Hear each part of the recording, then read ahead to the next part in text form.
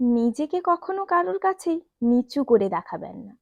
আপনার ইনকাম কম থাকতে পারে, আপনার দামি গাড়ি অট্টালিকা নাই থাকতে পারে, আপনার হাতে দামি মোবাইল নাই থাকতে পারে, আপনি নিজে হয়তো স্বল্প বেতনের চাকুরি বা ছোটখাটো একটা ব্যবসা করেন, আপনার বাবা হয়তো সামান্য ক্ষেত মজুর, হতেই পারে নিম্নবিত্ত পরিবার থেকে উঠে আসা একজন মানুষ আপনি। তার মানেই এই নয় আপনি নিজেকে অন্যের কাছে বিক্রি করে দিয়েছেন। হতেই পারেন আপনার আত্মীয় বা বন্ধুটি ধনী পরিবারের কেউ, তারা অগাধ সম্পত্তি থাকতেই পারে, আপনি হয়তো তার কাছে কোনোভাবে ঋণী, বিপদের দিনে তার কাছ থেকে হয়তো একটা বড় সাহায্য নিয়েছিলেন। তার মানে এই নয় আপনি তার দাসত্ব সব সময় মেনে নেবেন। এমন নয় যে তার কাছে ঋণী বলে তার ব্যক্তিত্বের সমস্ত কাজ আপনি করে দিতে বাধ্য থাকবেন।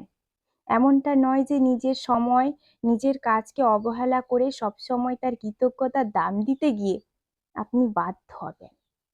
কথাগুলো কেন বললাম জানেন? আমাদের চারপাশে এমন কিছু মানুষ আছে যারা অন্যের উপকার করে শুধুমাত্র অপর দিকের মানুষগুলোকে নিজের বশে রাখতে বলে। মনে যে উপকার করেছেন মানে আপনি তার গোলামি করতে বাধ্য।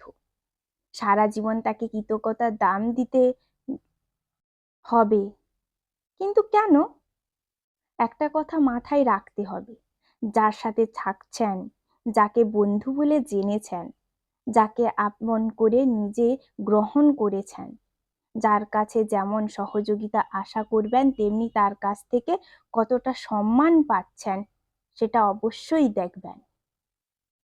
আপনার সময়, আপনার কাজ, পারিবারিক অবস্থা এগুলোকে যদি সে ছোট করে দেখে তাহলে জানবেন তার কাছে নিরাপদ নন।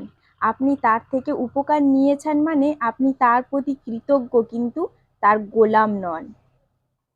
কে আপনাকে দিয়ে কাজ করিয়ে নিয়েছে বা কার কাজ আপনি ভালোবেসে করেছেন, এ দুটোর মধ্যে তফাৎ আছে। নিজের আত্মসম্মানের সাথে কখনোই আপোস করবেন না। গরিব হতেই পারেন, ইনকাম কম থাকুক, আত্মসম্মান যেন ভরপুর থাকে। কলমে সরজিৎ ঘোষ, কণ্ঠে সুষমা।